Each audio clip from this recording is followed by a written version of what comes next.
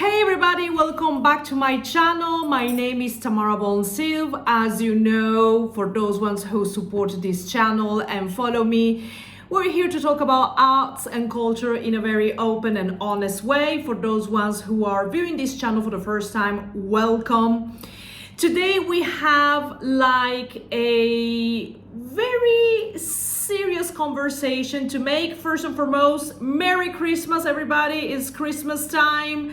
So hopefully you'll have a wonderful time with your friends and family in this very festive season.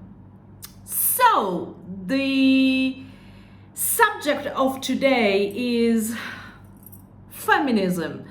I'm gonna be very honest with you, as I'm normally on this channel. Well, always, because I'm here to give my honest opinion on very different subjects. And when it comes to feminism, I'm not really interested in talking about it from a political perspective, because there are plenty of people out there who do a very excellent job. In here we talk about art and culture, so I'm here to view it more from a cultural perspective, particularly from a celebrity standpoint. This has been a very interesting year. 2024 has been a very interesting year, if we have to be 100% honest. So let's review what's been happening. First and foremost, as you all know, in the United States of America, back in November, there was the normal 4-year cycle of election. There was a general election in which one of the candidates was actually a female candidate, Kamala Harris, originally from the state of California. She was not the first female candidate for the Democrats. Previously we had Hillary Clinton, but she was the first female vice president, and she was a candidate for president in a very shady manner, because she didn't go into any primary. She was just kind of given the prize once the now President Biden stood down from the election as a candidate, and it was kind of handed over to Kamala Harris. And some will say, well, what's wrong with that? There is per se nothing wrong about Kamala Harris, other than the fact that she wasn't a very good candidate, and people caught up on that, and that's the reason why she lost in a very resounding manner. Some people say that his opponent won in kind of a landslide. So, yeah. But anyway, this isn't a political conversation on Kamala Harris, because, that's not the point of Kamala Harris in here. The point is that she had an unprecedented support. She even said herself a few weeks ago that not only the Democrats received for her campaign, and Tim Walz, who was with her the candidate to vice president, an overwhelming $1.4 billion. Am I saying this right? No, $1.4 billion. Forget about the million. It went into billions. I think this was the most expensive campaign anywhere, and there was a lot of, once she lost the election, there was a lot of backlash, because it was found out that a lot of money was spent to celebrity engagements and endorsements. Which, number one, why are we paying celebrities to support you or endorse you? Isn't their endorsements supposed to be kind of natural? And no, there are some serious allegations. This is coming from people within the Democratic party, within the Kamala Harris and Tim Walz campaign. I'm gonna leave you some links so you can check it out for yourself. But now these people are asking for accountability. There has been an unprecedented money spent on celebrity endorsement. These are allegations. Oprah Winfrey, it was discovered that for her to do a town hall with Kamala Harris, she was paid $1 million. I mean, Oprah Winfrey, it's a billionaire. There is no need for her to get paid. She could have pocketed this money out herself, but there you have it. She was paid $1 million, and she's not the only one. But when it comes to so-called artists and cultural figures, there are rumors, allegations that Beyonce got paid $10 million. Lizzo, for some strange reason, got paid $3 million, and she has allegations of sexual harassment against her. Cardi B, she had nothing prepared. We have talked about this in a previous video. I don't really want to go back to this. What I'm basically trying to say is that these people were paid to endorse Kamala Harris, because otherwise wouldn't have been in her rallies. And I'm just wondering, because one of the main criticism of Kamala Harris is that she was a very empty candidate. And one of the things that she seemed to have campaigned really on is something like what they call reproductive rights, which is virtually the so-called right that women have to terminate pregnancies, because apparently that's a main issue in America. It's not whether you can eat or not. It's not whether you can get to the end of the month or not. It was mainly on reproductive rights, which, as you know, it divides women anyway, because not everybody we are on the same page. I'm not on the same page on that one with Kamala Harris, which would have already made, for me, very difficult to support her as a candidate. But thank God I don't vote in America, so you could argue it's not my problem. But some people argue that yes, it is an issue on a global stage. Now, my question is, the queens of feminism, the queens of body positivity, the queens of everything, why do you girls need to get paid an astonishing amount of money to support a candidate that apparently you're supposed to hold on to? I mean, isn't she representing everything that you want? Wokism, termination of pregnancy and whatnot. Why do you need to get paid? So I'm guessing the feminism in here and the sorority is there as long as there is a check, So this is, although these are allegations, it makes you wonder. It makes you wonder how this celebrity endorsement work, particularly when it comes from women who claim to be there for other women. I think it's kind of a hypocrisy to go around the world lecturing other people as a so-called celebrity, telling people what to do, when apparently you seem to get paid for saying what you're saying. It's not even your own thoughts. So, feminism. Talking about Beyonce, lots of criticism coming towards her for her association with P. Diddy. We're gonna talk about this in a second. But at Mufasa premiere, sorry, my words are going all over the place today. It's the Christmas vibe, I guess. Mufasa was a movie about the Lion King and Blue Ivy, her daughter. Nepotism, anybody? Was playing, actually she was voicing one of the characters. So when it came to the premiere, she was she was pretty, so Beyonce is also a pretty woman. There is no question about that. But some people had a problem on how she was dressed up, because she's a 12-year-old little girl that was kind of dressed up like an adult with full makeup on. And so there was a lot of backlash from people. Not to mention that, unfortunately for Blue Ivy, the previous day, her father, Jay-Z, was accused. Again, these are allegations. Like, there are allegations that her mother got paid $10 million from the Harris Walls campaign. She never actually denied it. Neither did Lizzo, neither did Megan Thee Stallion, that apparently got paid $5 million. They didn't deny anything, which I do find quite strange.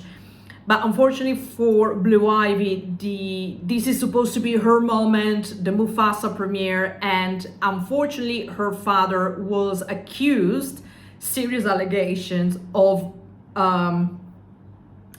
sexual abuse. I think that's how you call it, sexual abuse. You know, yeah. I know. And how this links with P. Diddy? Well, you know, it is believed that Jay-Z is a close associate of P. Diddy. By the way, Jay-Z is not the only one. Some people argue that due to Jay-Z and Beyonce closeness to Diddy, they certainly maybe are not directly involved in some of the crimes that P. Diddy has been accused of, but, you know, they were like too close to not to have known what was going on, at least to some degree. Also, the problem is that ever since P. Diddy accusations came about and his arrest, a lot of his friends didn't precisely distance themselves from him. You know, Jay-Z remained quiet, so did Beyonce, so did Jennifer Lopez, and a long list of people. Now, the counterpoint of that is that some people are saying, well, you know, they better keep quiet, because if P. Diddy talks, which most likely he's going to do in order to save himself from jail, a lot of people will come down. So there is this conversation about retaliation. So again, you know, feminism, we're all for women, you know, from the door out, but not so much from the door in. You know, there is like this spectrum of, I am going to be a feminist and I'm gonna talk about certain things, but only when it's convenient for me to do so. It's okay to do it in a public stage, it's okay to do it in a rally, it's okay as long as I get paid. But when other women suffer and they come forward, a lot of you remain silent. So I think that's the whole point that I'm trying to bring up. This is an observation made by lots of people, you know, and I agree with this sentiment. Because at the end of the day, feminism was yet another package to sell in order to jump in for commercial reasons. Please bear in mind all the people that have been cancelled and lost their jobs because they don't fit into this woke agenda. And feminism, radical feminism, it's part of it. So this is not just an empty conversations. We're talking about big celebrities that are multimillionaires or billionaires themselves. I think Jay-Z is a billionaire, and, you know, with a huge God complex. This is something I have always known, and that doesn't make him very different from P. Diddy. So, you know, although I wasn't there, I didn't see anything. These are very serious allegations leveled against him, you know, about sexual harassment. I do not know how this is going to end up. Some people are talking about that this lawsuit that originally included P. Diddy and then eventually included Jay-Z as well. You know, apparently this lawsuit has inconsistencies and so forth. And, you know, I don't know how that will be resolved. But, you know, to go out the day after in a very public manner, smiling like nothing is happening at your daughter's premiere, it's kind of, it tells you everything that you need to know about privilege, you know. And, you know, I'm mentioning this because feminists love to talk about privilege, as long as the privilege is perceived from somebody else. When it comes to them, they remain silent, they get the check, they keep the bug, as some people say. I want to talk about Blake Lively. This is an actress. I'm not really super fond of her. I actually don't really care about her existence. She's married to Ryan Reynolds. I believe that's his name, because I always confuse it with Ryan Gosling. No, it's Ryan Reynolds. He was married. Ryan Reynolds was married at some point with Scarlett Johansson, and then for whatever reason, they weren't married anymore, and he married Blake Lively. You know, they have 4 children together. Blake Lively, it's not really liked in the industry by her colleagues. She's kind of derided by everybody, with accusations of her being rude. See, some of these things are allegations, but some others are actually proven. I mean, Jay-Z being accused of sexual abuse, that's an allegation.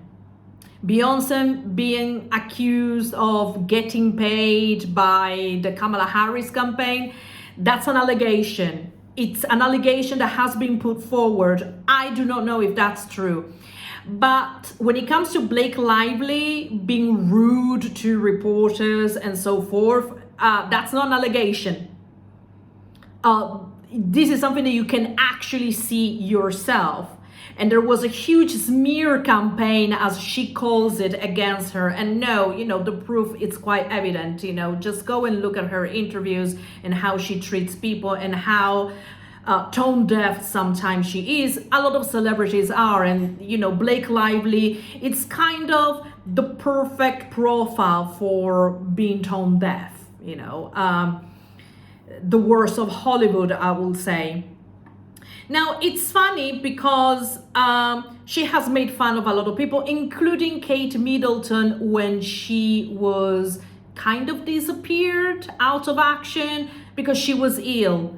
And, you know, she, along with other stupid celebrities, they all caught into this thing of, oh, where is Kate Middleton and la-di-la-di-da. And, you know, once they mess up, as Blake Lively did, because she made fun of Kate Middleton, she didn't even have the courage to apologize to Kate Middleton.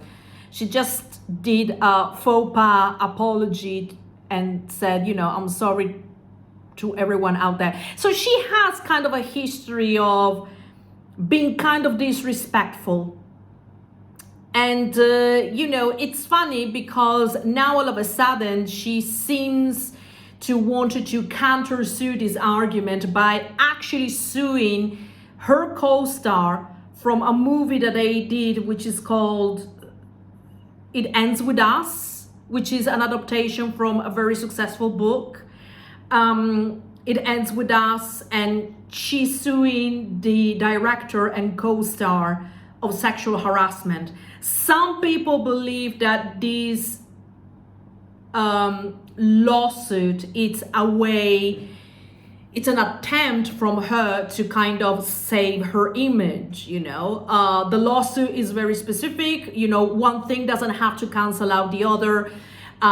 She can be rude, opportunistic, annoying, and yet also being harassed, you know. One thing doesn't necessarily have to cancel the other. It's just that a lot of people are not really on board with her. And of course, you know, her colleagues, you know, they all hashtag I stand with her. The whole thing, it's really, how can I say? It's very publicity stunt, the whole thing. But this is Hollywood nowadays. It's not about talent.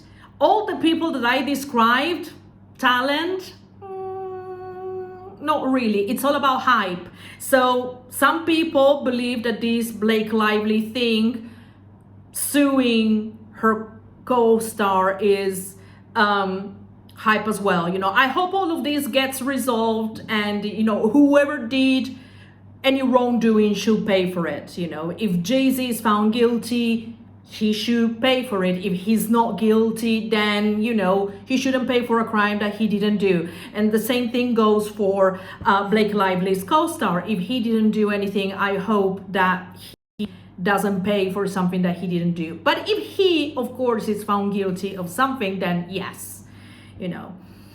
I'm gonna finish this because I'm trying to be quick. Guys, it's not possible to be quick under the circumstances. You know, these are very important subjects. But again, you know, a great thing about Blake Lively's co-star, which I'm gonna be very honest with you, I never learned his name. I don't even know what his name is. But apparently he has done some TEDx talking about being an ally of women and being a feminist man. Yeah, wokism at its worst. Now, he's been accused of sexual harassment. So work that one out, everybody. I've got 3 more examples to talk about how I believe, hopefully, this will be the death of feminism. At least feminism as we know it today. Lily Phillips, she's an OnlyFans model. I believe she's from Britain. And, you know, she, I guess in order to create hype and really push forward her career, by the way, guys, as usual, I have my notes, so that's why I'm looking away. She made this stunt because actually she does porn, and she made this stunt of sleeping with 100 guys in 24 hours. Now, this is not the first time that something similar in porn happens. It's not the first time. So she didn't do anything new. So I'm not even sure why of this is news. But apparently, after she done this event in which she had sex with 100 strangers, she was interviewed and she ended up crying, saying that she felt used and abused. And we're like, well, girl, yes.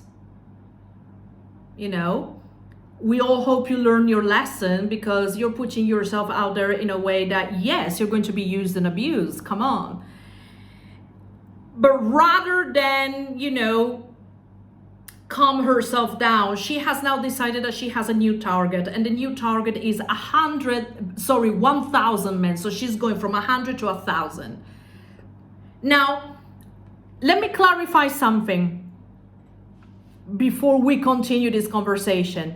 Personally, I have 0 problems, 0 issues with people having sex and enjoying themselves. Okay? 0 problems with that. I'm not one of those conservatives that because I can't have sex, then nobody can. I don't want to say that I love sex, but I don't have a problem with people having sex. So I do not particularly have a problem with Lily Phillips enjoying her life. And if she wants to videotape herself, that's all good. I don't have real issues with that. What I have issues with is that everything that we do has consequences. So if you're gonna go out there saying that you're gonna sleep with 100 guys for hype, for your OnlyFans account, you putting yourself out there, then don't complain when people think you are a light woman. Don't complain. Oh, people look at me like I'm this and I'm that. Well, yes. You made your intimate business everybody else's business. So now everybody's talking about you, which is what you were looking for. So dry your tears, girl, and do better next time. Sleeping with 1,000 guys when you just said that you felt used and abused.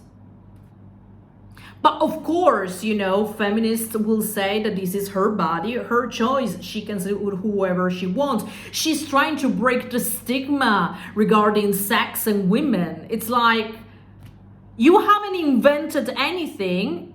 And if anything, you're copying already what other people have done in your industry. So shut the hell up, kind of thing, you know. And feminists, shut the hell up too. You're on your way out as well. Phillips was accused of aiding the destruction of Western civilization. I mean, all the previous people that I mentioned are helping out as well. This is not only on Lily Phillips, by the way. All the others are guilty too, because as I said, all hype, zero talent. But of course, because she's super young and she doesn't have a lot of vocabulary, she came back saying, but I love shagging. You know, this is all good because I love shagging. Slept with 101 men. Even her family is involved. Apparently, her parents are her managers and agents and are looking out for her like this. I mean, this is weird. This is super weird. And talking about weird, Snow White, which is the biggest flop ever. The trailer, I know we're jumping from one place to another, but it has to be said, you know. Snow White, which is a movie starred by Rachel Ziegler and Gal Gadot, had a lot of backlash in the last year or so, mainly because Rachel Ziegler is on one side considered to be miscast for Snow White. So on one hand, you have that. On the other hand, you have the fact that she has been incredibly annoying, like Blake Lively. With the difference that Blake Lively is annoying to reporters, co-stars, you know, colleagues in general, Kate Middleton and whatnot. Rachel Ziegler, she's directly annoying to everybody else in the planet because she has made some really condescending comments. When Kamala Harris lost, she went on Instagram because they all do, you know, they all think that their opinion is important, is that we care, you know. America has just voted them out, but here you have them, you know, the Sunny Hostings, you know, all of these idiots. They go on the internet and they give you their peace of mind. And Rachel Ziegler has said that she wishes that people who voted for the other guy have no peace in their lifetime. Yeah. So damage control from Disney, they were already doing damaging control beforehand. Sorry, it's Christmas, guy. I'm ready to eat those sweets, you know. I'm actually super going for it tonight. Over here we celebrate Christmas Eve. It's a huge thing, so I'm all over the place. Apologies. Damage control, it's something that Disney was already doing before Rachel Ziegler's stupid comments on the American election.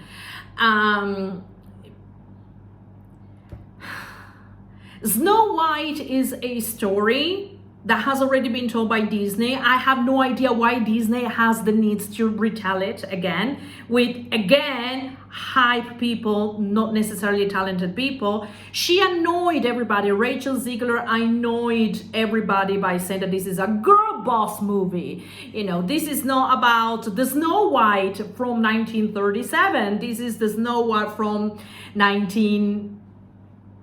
2024, which is annoying everybody because it's woke as hell. Girls, feminist girls, it's your time to shut it. It's not all about yourself. You're not changing the world. You're annoying everybody. And guess what? People are voting you out. People are shutting you down. When Barbie came out, we all celebrated Ryan Gosling. Get it? Get it that it's not working? You're just annoying everybody. I sleep with 100 men. Oh my God, I'm used and abused, but I'll do it again because for the money, I'll do everything, you know. For the money, I'll also support a candidate I don't believe in, but the right check will change my mind. You know, now all of a sudden, everybody is, you know, oh, everybody hate me. Well, okay, so that means that I will need to sue somebody else so my image is getting better. This is how it works. So this year has been really bad for you feminists, and I'm celebrating this. It's Christmas. Yes, we need you out of here, because you're not bringing anything new into the conversation. You're just repeating cliches, and you know, you're not contributing to society. Please leave the chat, I beg you. We're gonna finish with Katy Perry. Katy Perry, who launched A Woman's World and happens to be one of the world's comeback ever. Yes, because we can tell in here that being a feminist, it's a business. As long the right check is there, as long I can be famous by any means possible, as long as I can do money without actually working, yes, under those circumstances, everybody is a feminist. So thank you very much for this very short, I try to be as short as possible. Hopefully this is the year of the end of this woke radical feminist. And from now onwards, we are moving to a more intelligent society. I don't know if that's gonna happen, but I believe that when things are not right, they need to be pointed out, and none of these people are contributing. The more we dig into them, the worse it gets. So it's time for you to leave the chat. Thank you very much. If you agree with this video, you know what to do. Like it, share it, and subscribe. And please support me on my Patreon. Thank you. Have a wonderful Christmas, everybody. I shall see you until the next video, which I'm already preparing because this is a very busy end of the year. So see you soon. Bye now.